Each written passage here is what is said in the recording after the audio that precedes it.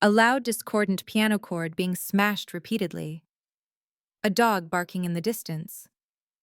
The sound of a pillow being muffled over a face. A clock ticking aggressively. 3:17 a.m.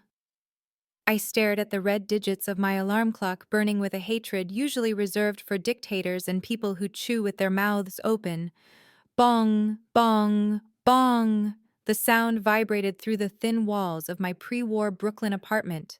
It was a piano, and whoever was playing it was either a genius in the middle of a breakdown or a cat walking on the keys. "Please stop," I whispered into my pillow. "I have a deadline. I need sleep. I need sanity." Bong, tinkle tinkle, crash. That was it. I threw off my covers. I marched to the kitchen, grabbed a Sharpie and a neon pink Post-it note. I wrote in angry, jagged capital letters. "Dear Beethoven wannabe, it is 3 a.m. Some of us have jobs that don't involve torturing instruments. Shut up or I call the cops." 4A. I stomped out into the hallway. I slapped the note onto the door of apartment 4B. I pounded on the wood 3 times for good measure. Thump, thump, thump. The music stopped instantly. Victory. I marched back to my apartment, locking the door with a satisfied click. Finally, silence. I crawled back into bed, drifting off to sleep with a smile on my face. I stared at the door. Someone had pounded on it. Hard. I walked over and opened it. No one was there. Just a pink square stuck to the wood. I peeled it off and read it. "Beethoven wannabe." I scoffed. I was a jazz pianist, thank you very much. And torturing instruments. That was a suspended 4th chord, resolving to a major 7th. It was art, 4A, I muttered, looking at the door across the hall. The librarian. I had never seen her, but I knew she existed. She got packages delivered daily, books, always books. And she watered her plants on the fire escape at exactly 7 a.m. every morning. Boring, predictable. I grabbed a blue Post-it note and a pen. "Dear Grandma, art does not sleep. Neither does New York buy earplugs. The Maestro." I stuck it on her door. Let the games begin. An alarm clock beeping. Coffee pouring. Toast popping. The rip of a sticky note. I woke up at 7 a.m. I felt like a zombie. I opened my door to get the milk delivery. There was a blue note on my door. "Dear Grandma." My jaw dropped. "Grandma." I was 26. "Oh, you want a war," I muttered, ripping the note off. "You've got a war." I went to work at the publishing house. I edited 3 manuscripts, but my mind was on 4B. When I got home, I had a plan. I waited until 8 p.m. That was when he usually started his warm-up scales. Sure enough, do, re, mi, fa, sol. I cranked up my Bluetooth speaker. I put on a podcast. The History of Tractor Manufacturing. I pressed play, maximum volume. Then I put the speaker right against the shared wall. "Let's see how you like art now," I smirked. 10 minutes later, the piano stopped. 5 minutes later, a note slid under my door. "Dear 4A, tractors, really, I surrender. Please turn it off. I can't hear my own thoughts. Leo, not Beethoven." I laughed. It was a triumphant, villainous laugh. I wrote back. "Dear Leo, glad we understand each other.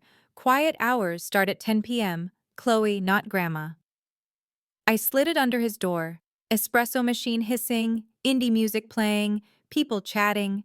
The next day was Friday. I was meeting my best friend Sam for coffee. "You look tired," Sam noted, sipping her latte. "My neighbor," I groaned. "He's a musician. He plays all night. We're currently in a Post-it war." "Is he hot?" Sam asked. "I don't know. I've never seen him, but he has terrible handwriting and an attitude problem." "Maybe it's sexual tension," Sam winked. "It's homicidal tension," I corrected. "Anyway, enough about him. Tell me about this setup." Sam clapped her hands. Right. His name is Leo. He's a friend of a friend. He's creative, funny, and single. You need to get out more, Chloe. You live like a hermit. I like my hermit life, I grumbled. Just one date, Sam pleaded. Blind date, tonight, 8 p.m., at the Black Cat.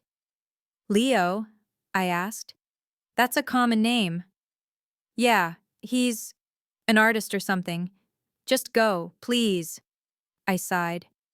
Fine, but if he talks about tractors, I'm leaving. Jazz music, clinking glasses, low lighting ambiance.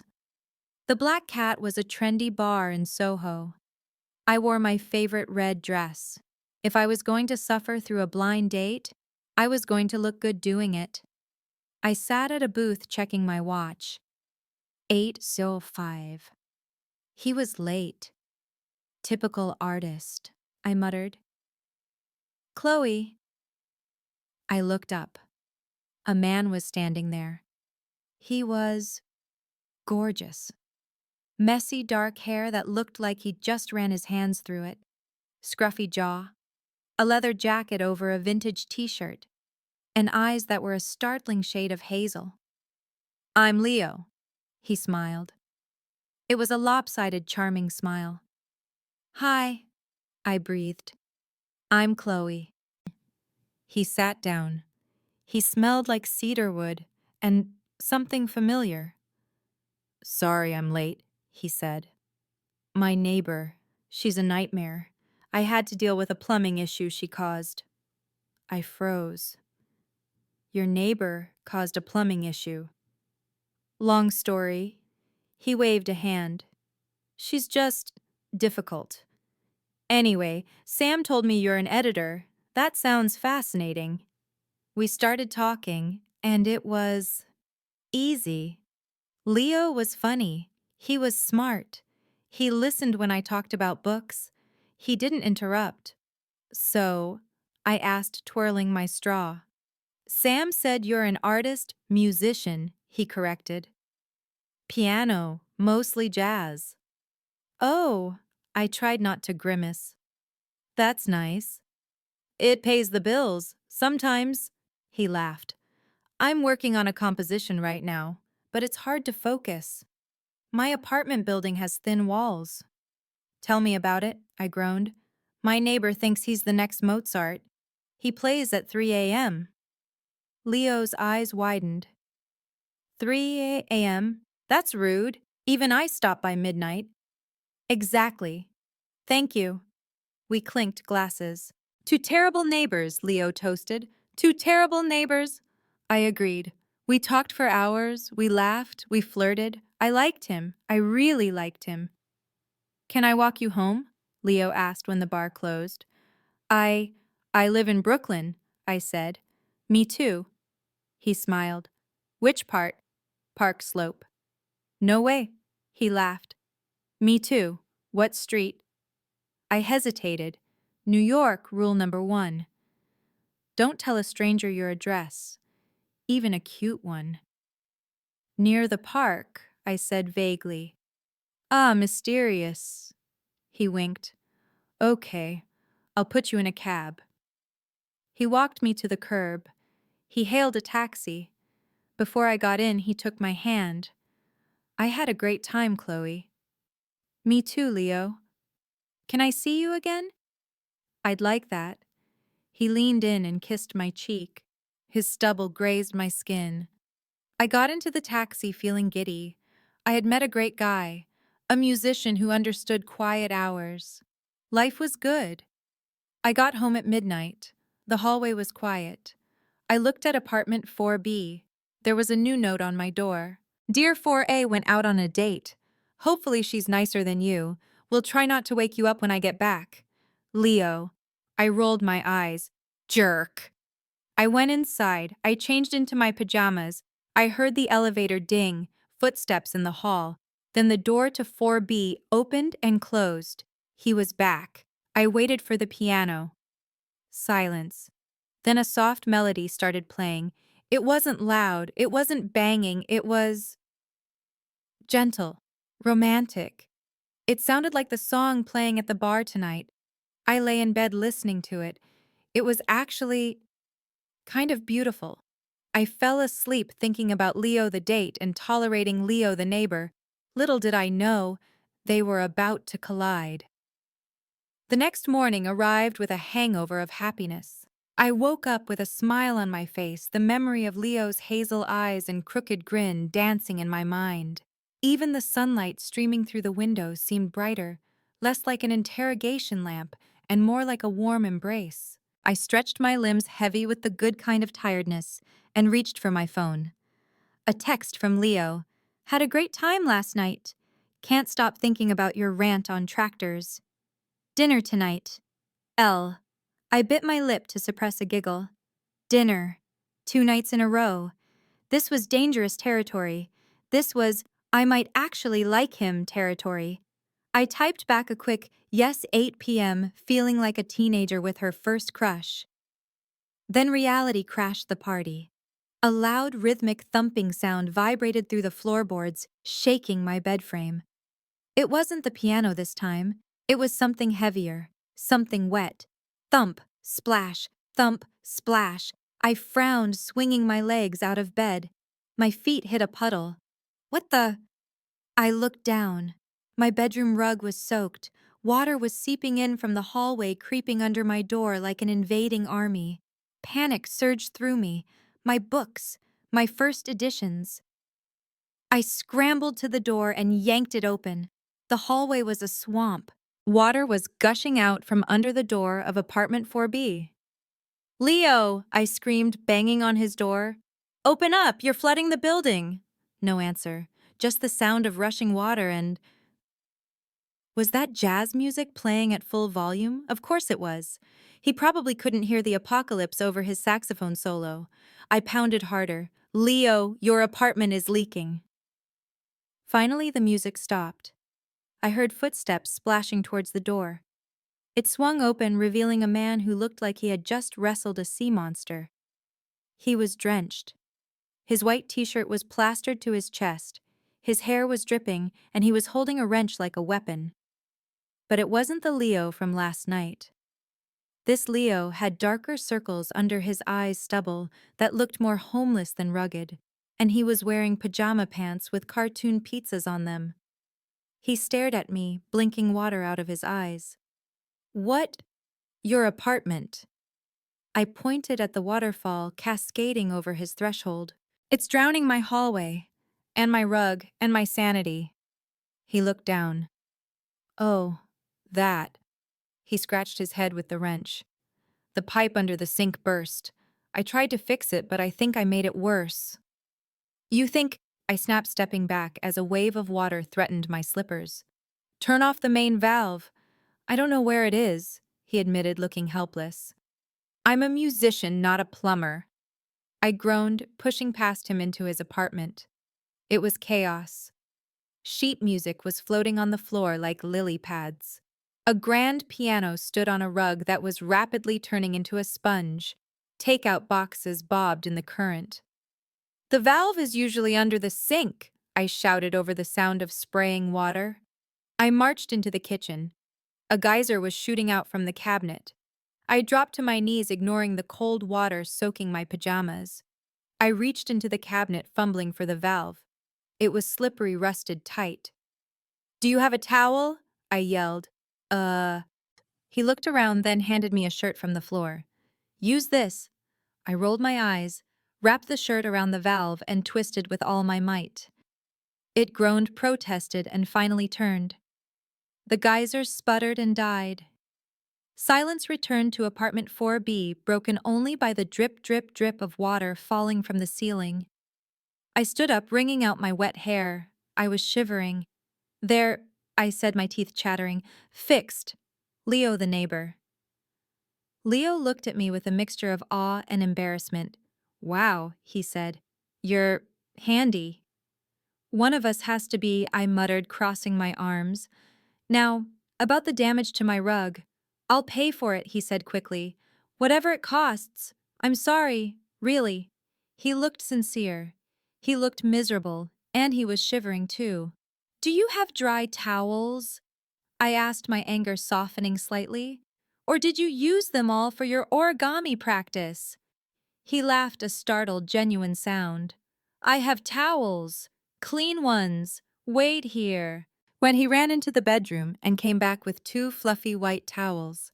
He handed one to me and wrapped the other around his shoulders.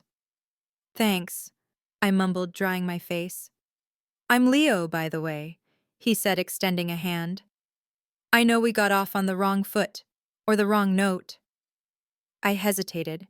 This was the enemy, the noisemaker, the flutter. But he was also just a guy standing in a puddle in pizza pajamas. Chloe, I said, shaking his hand. It was warm despite the cold water. So, Chloe, he said, leaning against the counter. I guess this means the noise complaints are valid. I'm a terrible neighbor. The worst, I agreed. But you play well, sometimes, when you're not banging on the keys like a toddler. He grinned. It was a lopsided grin that looked eerily familiar. I'm working on a concerto. It's emotional. It's loud, I corrected. But the piece you played last night, the slow one. Yeah. It was nice. It helped me sleep. His eyes lit up. Really, that's good to hear. I wrote it for someone. Oh. My heart sank a little. A girlfriend. Not yet, he said, looking down at his feet. Just a girl I met. She's complicated. She hates noise. I froze. She hates noise. Yeah, and she's smart, intimidatingly smart.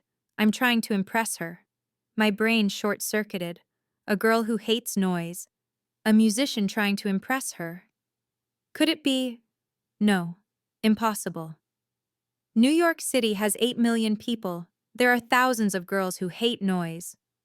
Well, I said, backing towards the door. Good luck with her, and fix your plumbing properly. Next time I'm billing you for emotional distress. Deal. He saluted with the wrench. I walked back to my apartment, my mind spinning.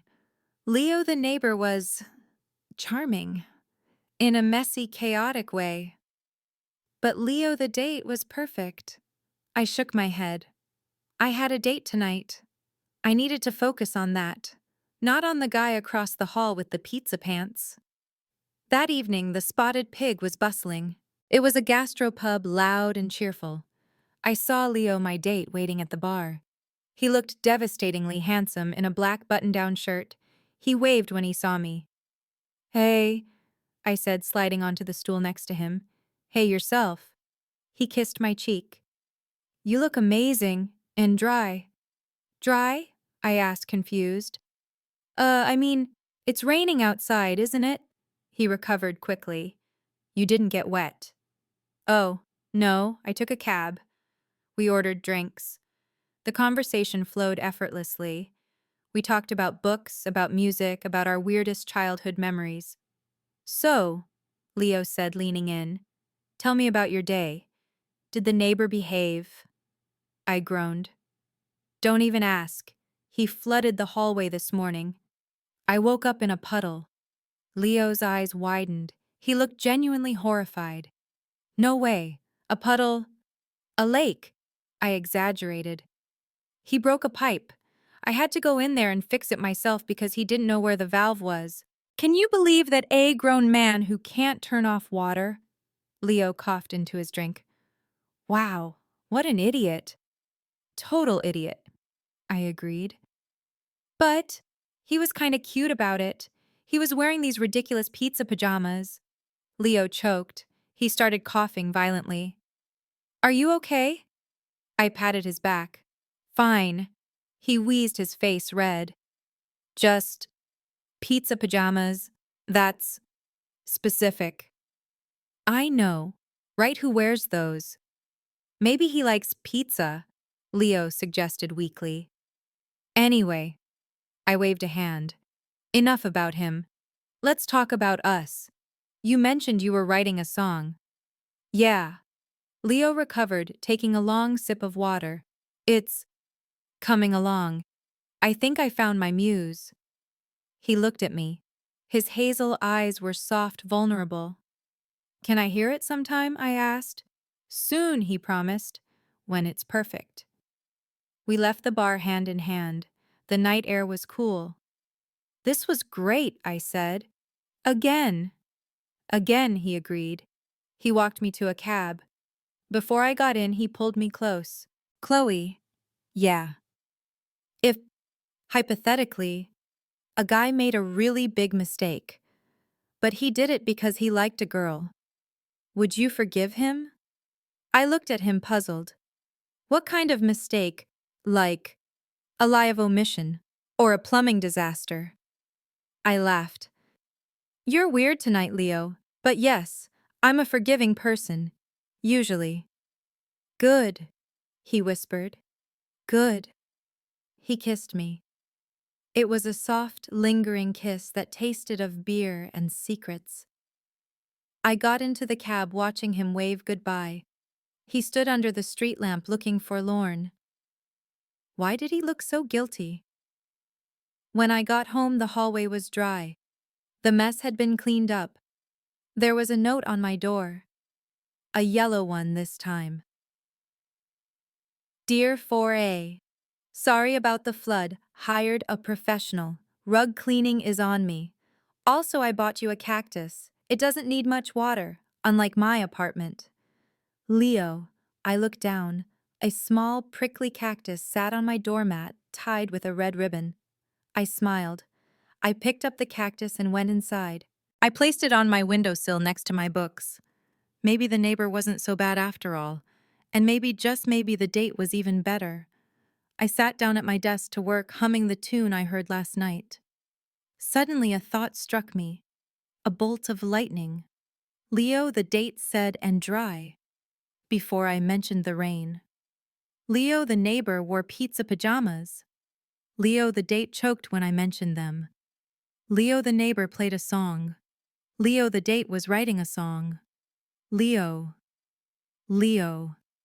Two Leos. One name. Both musicians. Both living in Park Slope. Both weirdly connected. I stood up. My heart began to race. I walked to the shared wall.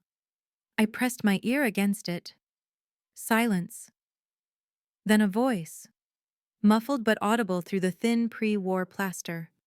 You idiot, the voice groaned. She knows. She has to know. Pizza pajamas. Why did I wear the pizza pajamas? It was his voice, Leo, the date's voice, coming from apartment 4B. I backed away from the wall, covering my mouth. They weren't two different people. They were the same person. My nemesis was my boyfriend. My boyfriend was the guy who woke me up at 3 a.m. I stared at the cactus. Oh my God, I whispered. I'm dating the Beethoven wannabe. I sat on the floor of my living room, clutching the cactus like it was a hand grenade. The realization hit me in waves, each one more horrifying than the last. Leo, the charming, witty, slightly mysterious guy I had been swooning over for 2 dates, was Leo, the noise-polluting, pipe-bursting menace next door. He lied to me, I whispered to the cactus. He sat there eating truffle fries and listened to me complain about him, and he didn't say a word. Anger bubbled up inside me, hot and fizzy. He had played me. He had let me vent, let me call him names, let me make a fool of myself, all while secretly laughing behind his menu. Oh, you want a game, Leo? I narrowed my eyes at the shared wall. I'll give you a game. The next morning I woke up with a plan. A petty, vindictive, brilliant plan. I dressed in my sharpest outfit, a pencil skirt and a silk blouse that meant business. I put on my highest heels. Click, clack, the sound of war. I opened my door. There was a fresh coffee on my doormat, a latte from the Black Cat, and a note. Dear 4A, hope the cactus survived the night. Here is some caffeine as a peace offering. Please don't sue me. Leo. I stared at the coffee. It was sweet, thoughtful. It was also bribery. I picked it up and took a sip. Perfect. Just the right amount of foam. Damn him. I grabbed a green post-it note. Dear 4B, thanks for the coffee, but bribery will not erase the water damage to my soul. Also, your music last night was a C minor. Try harder. Chloe. I stuck it to his door and marched to the elevator. My phone buzzed. A text from Leo the date. Good morning, beautiful. Hope you slept well. Free for lunch. I know a great taco place. I typed back instantly. Can't. Busy suing my neighbor for emotional distress. He's a real piece of work. C. I watched the little dots appear and disappear. He was panicking. Good. Oh no. Is it bad? L. Terrible. He tried to buy my forgiveness with a latte. Pathetic, right? C. Maybe he's just trying to be nice. L. Nice. He's a monster in pizza pajamas, but I have a plan to deal with him. C. I hit send and stepped into the elevator, smiling like the Cheshire Cat. Let him sweat. That evening, Leo the date picked me up. He looked nervous. He kept glancing at me, trying to gauge my mood. So, he said as we walked towards the restaurant. How was your day? Did you sue the neighbor? Not yet, I said breezily. I'm building a case. I'm documenting everything. Every wrong note, every creak of the floorboards. I'm going to destroy him. Leo gulped audibly. Destroy him? Isn't that a bit harsh? Maybe he's just misunderstood. Misunderstood? I stopped walking. I turned to him, looking deep into his guilty hazel eyes. He lied to me, Leo. Lies of omission are still lies. Don't you agree? Leo tugged at his collar. Well, sometimes. Sometimes people lie because they're afraid. Afraid that if you knew the truth, you wouldn't give them a chance. That sounds like a coward's excuse, I said mercilessly. Or a desperate man's plea, he murmured. We arrived at the taco place. It was small, colorful, and smelled of spices. We sat down. I have a confession, Leo said, suddenly putting down his menu. My heart skipped a beat. Was he going to do it? Was he going to come clean? I hate cilantro, he blurted out. I blinked. That's your confession? Yes, it tastes like soap. Don't judge me. I sighed. Coward. I won't judge you for the cilantro, I said, but I will judge you for other things. We ate tacos. We drank margaritas. Despite my anger, I found myself laughing again. He was funny. He was self-deprecating. He was everything I wanted wrapped in a package of deceit. You know, Leo said, wiping salsa from his chin. You're scary when you're vindictive. I'm efficient, I corrected. It's sexy, he admitted. I felt a blush creep up my neck. Don't try to charm me, Leo. It won't work. Is it working? Maybe a little. He walked me home. To our home. We stood on the sidewalk outside the building. This is me, I said, pointing to the entrance. This is me too. He smiled weakly. Right. The mystery apartment in Park Slope. Yeah. Are you going to invite me up? I asked, testing him. Panic flashed in his eyes. Up to my place. Why not unless you have something to hide, like a secret family or a collection of stolen traffic cones? No family, no cones. Just, it's a mess. I'm a messy guy. I don't mind mess. I stepped closer. I fixed a pipe in a stranger's apartment yesterday. I've seen worse. Leo looked at the door. He looked at me. He looked like a man standing on the edge of a cliff. Chloe, he said, I really like you. I like you too, Leo. But I can't let you come up. Not tonight. Why? Because... He took a deep breath. Because if you see my apartment, you'll know everything. and I'm not ready for this to end. I stared at him. He knew. He knew that I would recognize the door, the hallway, the proximity. Maybe I already know, I whispered. He froze. What? I leaned in and kissed his cheek. Good night, Leo. Sleep well. And tell the Beethoven wannabe to keep it down tonight. I need my beauty sleep.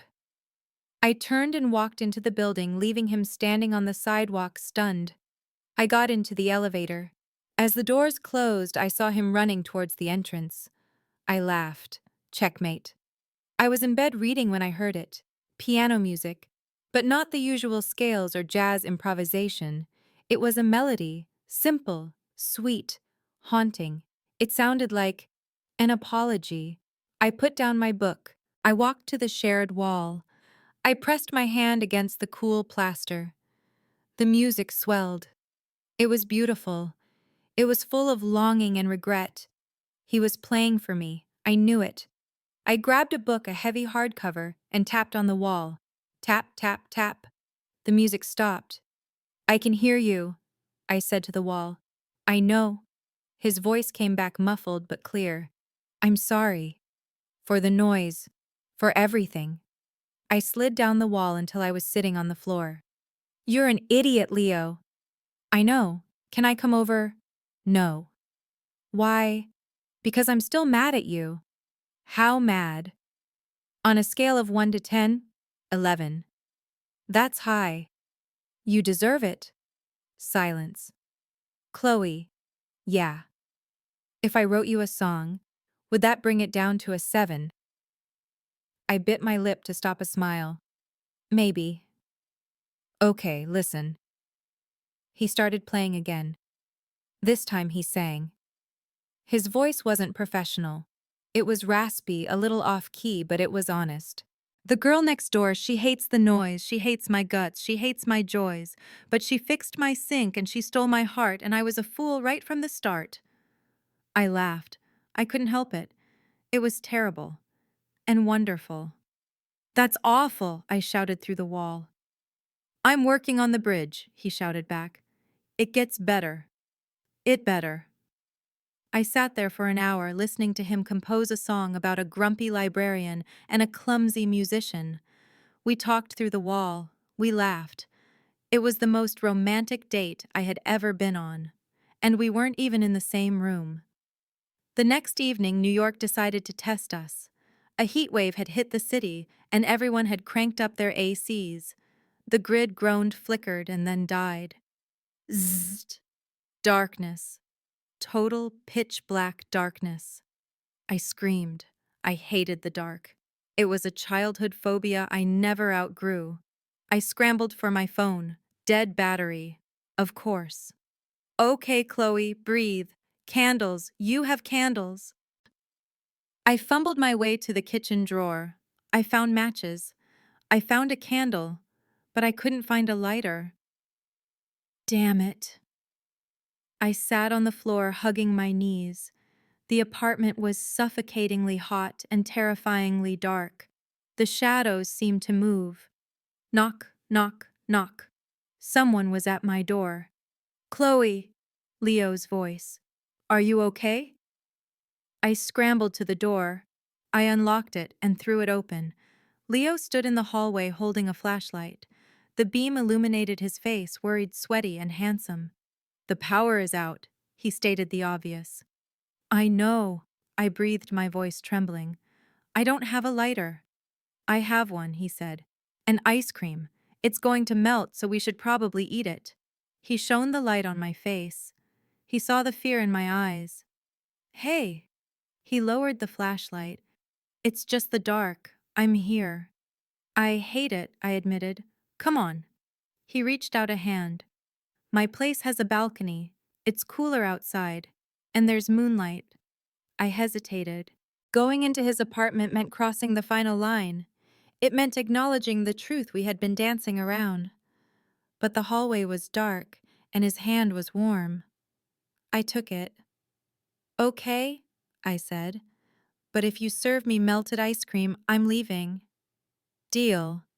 He led me into apartment 4B.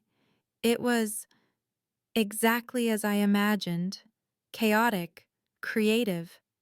Sheet music was taped to the walls.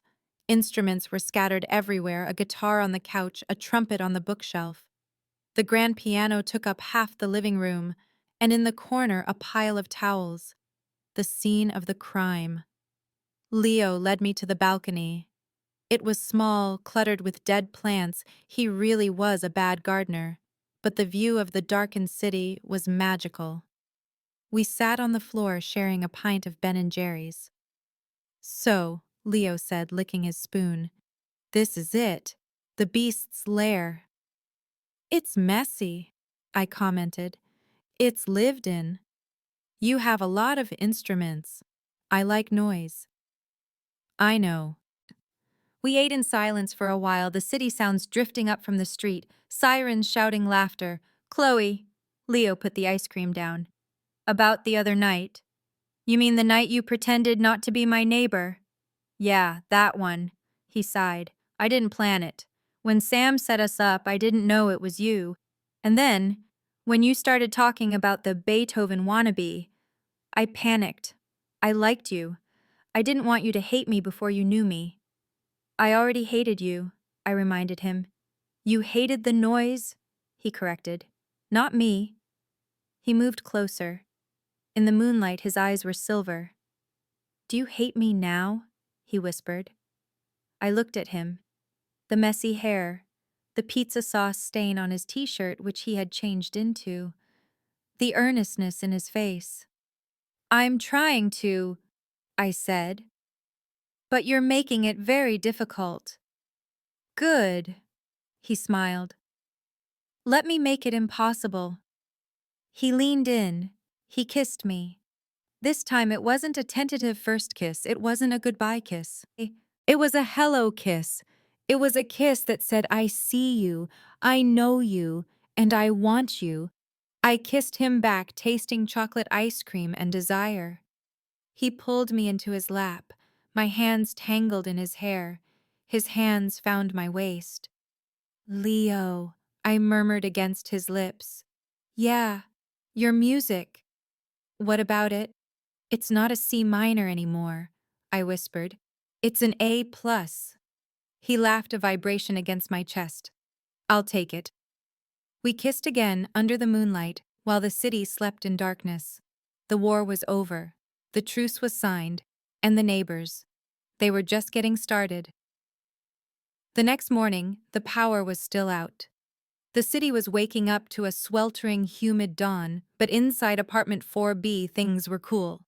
Or maybe that was just the awkwardness. I woke up on Leo's couch covered in a thin sheet. Leo was asleep on the floor using a pile of cushions as a mattress. He looked like a shipwreck survivor. I tiptoed to the bathroom to splash water on my face. In the mirror, I looked like a mess. Mascara smudged hair wild, but I was smiling. I had slept over. At the neighbor's house, the enemy's house. And it was nice. I walked back into the living room.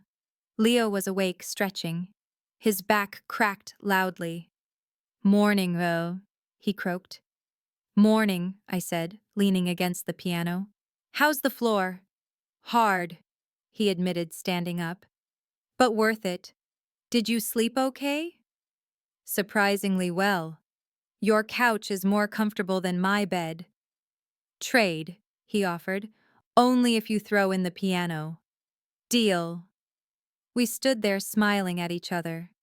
It was domestic. Easy. Then my stomach growled, loudly. "Breakfast?" Leo asked. "The fridge is warm," I reminded him. "Right. Bagels. Bagels." We walked down the street to the local bagel shop. It was packed with people escaping their hot apartments. We stood in line, Leo's hand casually brushing mine. "So," I said, "now what?" "Now we get bagels," he said literally. "I mean us, Leo. Are we dating? Or are we just neighbors who share ice cream during blackouts?" Leo turned to me. He looked serious. I want to date you, Chloe, properly. No secrets, no fake names, just us. Even with the noise, I'll buy headphones, he promised. Or soundproof the walls. Whatever it takes. My heart fluttered. Okay, let's date. We got our bagels and coffee and walked to the park. We sat on a bench watching dogs chase frisbees. Can I ask you something? Leo said, chewing. Shoot. Why books? Why editing? Because books are safe, I explained. They have beginnings, middles, and ends. You can close them when things get scary. Real life isn't like that. Real life is messy, he agreed. Like jazz, you never know where the melody is going. Exactly, and I hate jazz. Ouch, he laughed. Give it a chance. It grows on you. Our peaceful morning was interrupted by a phone call. My phone. It was my boss, Mrs. Gable. Chloe, where are you? The manuscript for the Earl's Secret Baby is due at noon. The author is threatening to sue. I'm coming, Mrs. Gable. I panicked. The power outage. I don't care about power, I care about Earls. Get here now. Click. I groaned. I have to go. Emergency. Go, Leo said, standing up. I'll walk you to the subway. He walked me to the station. He kissed me goodbye, a quick peck on the lips that left me wanting more. See you later, neighbor. He winked. Later, maestro. I rushed to work. The day was a blur of frantic editing, angry authors, and too much caffeine. By the time I left the office at 6 p.m., I was exhausted. I just wanted to go home, see Leo, and maybe listen to him play something soft. But when I got to our building, there was a police car outside, and an ambulance. My heart stopped. Leo, I whispered. I ran inside. The lobby was crowded with tenants. Mrs. Higgins from 2C was crying. What happened? I asked the doorman, Ralph. Break in, Ralph said grimly. 4th floor. 4th floor, my floor. Who? I demanded. Which apartment shall 4B? Ralph said. The musician. The world spun. I pushed through the crowd and ran up the stairs. The elevator was still out. I reached the 4th floor. The door to 4B was open. Police tape was crisscrossed over the frame. Inside it was chaos. The piano was overturned. The furniture was smashed. Sheet music was scattered everywhere like confetti. And there was blood on the floor. Leo! I screamed, trying to duck under the tape. A police officer stopped me. Ma'am, you can't go in there. It's a crime scene. Where is he? I shouted. Where is the tenant? He's been taken to St. Jude's, the officer said. He surprised the intruders, put up a fight. I didn't wait to hear more. I turned and ran back down the stairs. St. Jude's Hospital. I hailed a cab. The ride felt like it took 100 years. I rushed into the ER. Leo Sterling. I'm looking for Leo Sterling. The nurse checked her computer. He's in Trauma Bay 4. Are you family? I'm his... I hesitated. I'm his neighbor. And his girlfriend. Go ahead. I ran to Bay 4. Leo was sitting on the edge of the bed. He was shirtless. A doctor was stitching a cut on his arm. His face was bruised, one eye swelling shut. But he was alive. Leo, I cried, rushing to him. He looked up. His good eye widened. Chloe. Oh my God. I hovered over him, afraid to touch him. What happened? Ralph said. The apartment. They trashed it. Leo said, his voice flat. Looking for cash, I guess. I came home early and, well, I'm not a fighter. You fought them. I tried to protect the piano, he admitted with a weak smile. Stupid, right? You're an idiot, I sobbed, hugging him carefully. A brave, stupid idiot. He wrapped his good arm around me. I'm okay, Chloe. Just a few stitches, but my music, my laptop, it's gone. We'll get it back. I promised. Or we'll write new music. And the apartment, I can't stay there. The door is broken. Stay with me, I said instantly. Chloe, I mean it. My couch is comfortable, and I have a working lock. Leo looked at me. He looked broken, defeated. Are you sure? I snore. I'll buy earplugs. I smiled through my tears. Just come home. Leo moved into apartment 4A that night. He brought a bag of clothes and his toothbrush. Everything else was either broken or police evidence. It was strange having him in my space. My apartment was neat, organized, color-coded. Leo was not. He left his socks on the coffee table. He drank milk from the carton. He hummed constantly. But I didn't mind, because he was safe. That night we lay in my bed. He was in pain, so he took the left side, my side, and I curled up on the right. Chloe, he whispered in the dark. Yeah, thank you. For what? For not kicking me out when you found out I was the Beethoven wannabe. And for this. That's what neighbors do, I said. Is that all we are? He asked. I turned to face him. I could see the outline of his bruised face. No, I said. We're more. I kissed him gently. Go to sleep, Leo. The next few days were a blur of domesticity and recovery. Leo healed quickly. He helped me cook. He was actually good at chopping vegetables. He fixed my leaky faucet properly this time. He even organized my bookshelf by color, which drove me crazy, but was sweet. But he was sad. Without his piano, he was like a bird without wings. He would sit at my kitchen table, tapping his fingers on the wood, humming melodies under his breath. I miss it, he admitted one night over pasta. We'll get you a new one, I said. Insurance will pay. It's not about the money, he sighed. It's about the feeling. That piano was my grandmother's. I looked at him. I knew I had to do something. The next day, while he was at the police station giving a statement, I made a call. To Sam. Sam, I need a favor. A big one. Anything for you and Mr. Pizza Pajamas. What is it? I need a keyboard. A good one. And I need it delivered to my apartment by 5 p.m. On it. When Leo came home that evening, he looked exhausted. They haven't found the laptop, he said, slumping onto the couch. All my compositions. Gone. Close your eyes, I said. What? Close them. He obeyed. I led him to the bedroom. Open. There on a stand by the window was a sleek professional Yamaha keyboard. It wasn't a grand piano, but it was beautiful. Leo stared at it. He walked over and touched the keys. Chloe, it has a headphone jack, I pointed out. So you can play at 3 a.m. and not wake me up. He laughed, a real joyful laugh. He turned to me and picked me up, spinning me around. You are amazing, he said. You are the best neighbor in the history of neighbors. I know, I preened. Now play something. He sat down. He put on the headphones. I couldn't hear the music, but I watched his face. His eyes closed. His fingers danced. His expression shifted from sadness to peace to passion. He was back. I sat on the bed watching him create.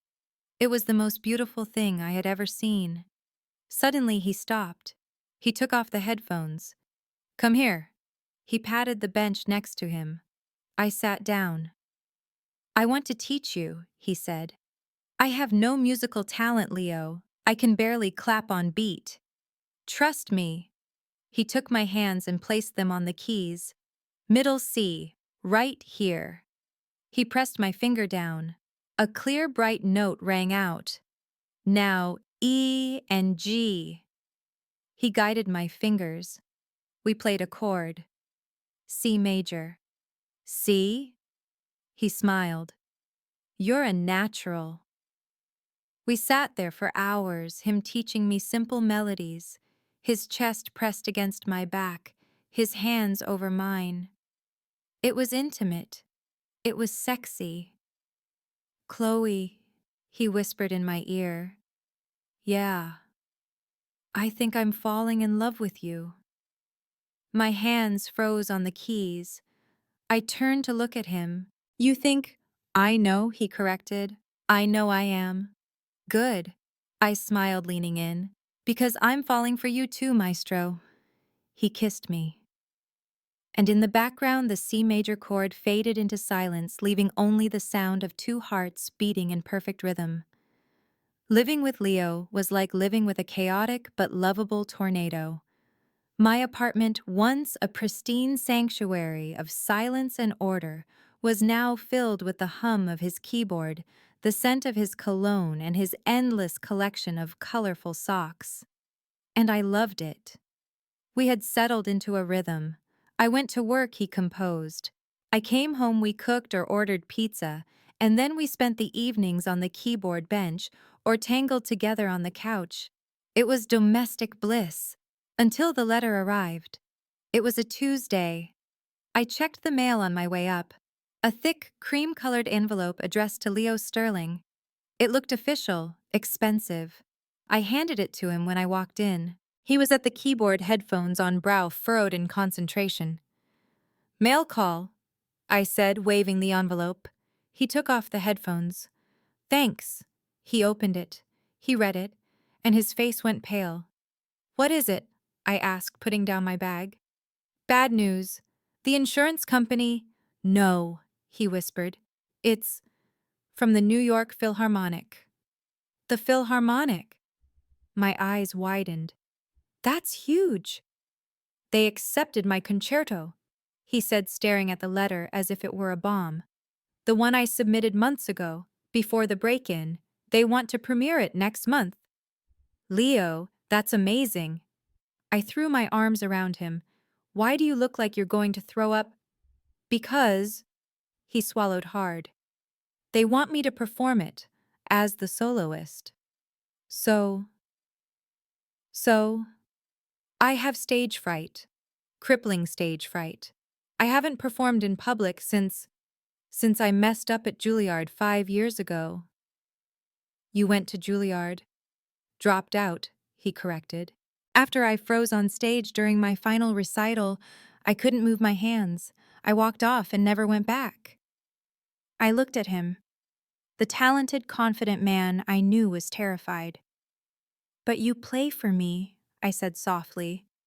You play beautifully. You're different, he said, taking my hand. You're safe. An audience. Critics. That's judgment. You can do this, Leo. I squeezed his hand. You're ready. I believe in you. He shook his head. I can't. I'll decline. No, you won't, I said firmly. This is your dream. You're not letting fear steal it from you. We're going to practice, every night, until you can play it in your sleep. And we did. For the next 3 weeks, Apartment 4A became a rehearsal studio. Leo played. I listened.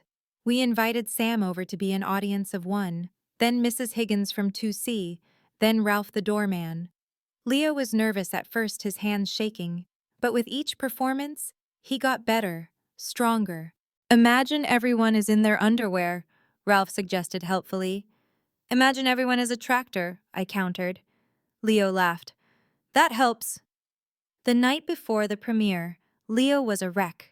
He paced the living room. He drank 3 cups of herbal tea. He reorganized my bookshelf wrongly. Stop, I said, grabbing his arm. Sit down. I'm going to fail, he panicked. I'm going to freeze, and everyone will know I'm a fraud. You're not a fraud. I sat on his lap, forcing him to look at me. You are Leo Sterling, the guy who wrote a song about a grumpy neighbor, the guy who taught me C major. You are brilliant. What if I mess up? Then you mess up. I shrugged. And the sun will still rise, and I will still love you. He looked at me. His eyes softened. You love me. I froze. I hadn't said it out loud before. Yes, I whispered. I love you, Leo, noise and all. He pulled me into a fierce kiss. I love you too, Chloe, More than music. More than pizza. That's a lot, I giggled. It is. He carried me to the bedroom. That night we didn't sleep much, but we didn't rehearse either. We focused on us. On the connection that had started with a post-it note and grown into something unbreakable. Orchestral tuning. A hush falling over a large crowd. Applause. Footsteps on a stage. Lincoln Center. I sat in the front row wearing a new black dress. Sam was next to me squeezing my hand. "He's going to be great," Sam whispered. "I know," I said, though my stomach was doing flips. The conductor raised his baton. Leo walked onto the stage. He looked dashing in a tuxedo. His hair was tamed mostly. He walked to the grand piano. He sat down. He adjusted the bench. He looked out at the audience. He looked terrified. Then he found me. I smiled and gave him a tiny thumbs up. He took a deep breath. He nodded, and he began to play. It was magnificent.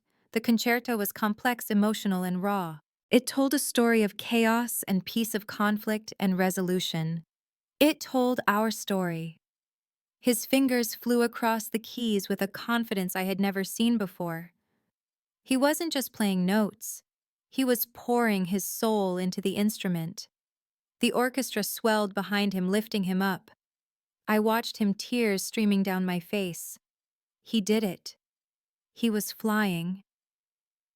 When the final note faded into silence, the hall erupted, a standing ovation. "Bravo!" people shouted. Leo stood up. He bowed.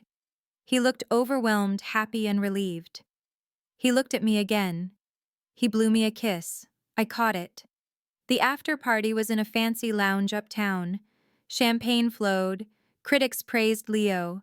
Agents offered him contracts. But Leo was looking for someone, me. He found me by the balcony getting some fresh air.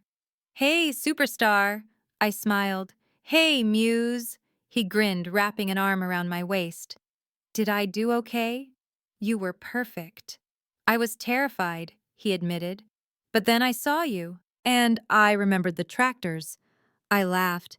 "I'm glad my tractors helped." "So," he said, pulling a piece of paper from his pocket. "I got an offer. A record deal. Better, a tour. Europe. 6 months." My heart dropped. Europe. Yeah. Paris, Vienna, London. Starting next month. "That's incredible, Leo. You have to go." "I want to," he said. But what? "But I don't want to go without you." I stared at him. "Me? I have a job, Leo. I have a lease." "Quit the job," he said simply. "Break the lease. Come with me. Be my manager. Be my editor. Be my whatever you want. Just be with me." "You want me to run away with you to join the circus?" "It's the Philharmonic, not a circus." He laughed. "But yes, run away with me, Chloe." I looked at the city skyline. I thought about my job, my safe, predictable life. Then I looked at Leo, the man who filled my life with music and chaos. "I can edit manuscripts anywhere," I mused. "Exactly. And I've always wanted to see Paris. I hear the croissants are amazing." "Okay," I said. "Okay. I'll go." Leo let out a whoop of joy that made the waiters jump. He picked me up and spun me around. "You won't regret it," he promised. "I know," I said, dizzy with happiness. 1 week later, moving day, apartment 4A and 4B were empty. We stood in the hallway one last time, the place where it all began. "I'm going to miss this hallway," Leo said, looking at our doors. "I'm going to miss the post-it notes," I admitted. Leo reached into his pocket. He pulled out a neon pink post-it note. He stuck it on my old door. "Dear 4A, thanks for the memories and the noise complaints. I love you. 4B." I smiled, tears in my eyes. I grabbed a blue post-it. "Dear 4B, you're welcome. Now let's go make some noise in Paris. 4A. We walked to the elevator hand in hand, leaving the notes behind for the next tenants. Who knows? Maybe they would start a war too. Or maybe, just maybe, they would find a love story of their own.